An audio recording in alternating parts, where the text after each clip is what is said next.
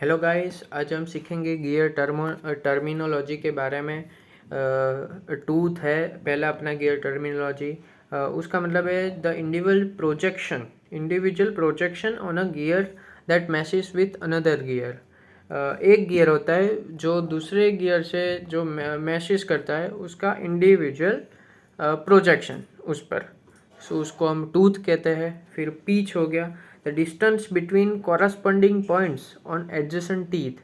जो डिस्टेंस होता है कॉरस्पॉन्डिंग पॉइंट्स के बीच का डिस्टेंस जो टीथ पर होता है, जो कॉरस्पॉन्डिंग पॉइंट्स होते हैं वो एडजेसेंट टीथ पर होते हैं, तो उस कॉरस्पॉन्डिंग पॉइंट्स के बीच का जो डिस्टेंस होता है उसको हम पीच कहते हैं। फिर contact ratio, the average number of teeth in contact during mashing. Mashing के समय जो एवरेज नंबर ऑफ जो टीथ होते हैं जो कांटेक्ट में आता है उसको हम कांटेक्ट रेशियो बोलते हैं।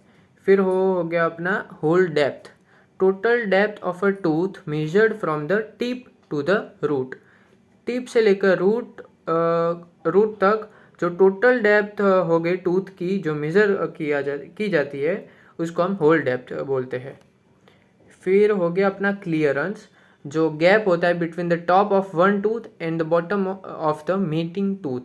जो गैप होता है जो टॉप ऑफ वन टूथ, एक टूथ का जो टॉप साइड होता है वहाँ से मीटिंग टूथ के बॉटम साइड तक का जो गैप होता है उसको हम क्लियरेंस बोलते हैं। फिर एडेंडम हो गया, the height of a tooth above the pitch circle.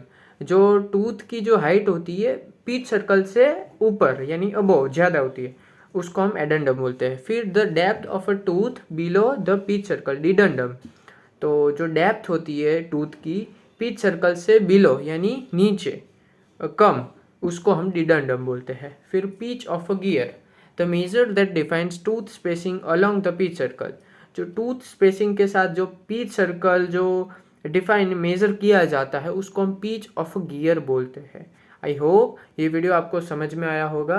So thank you.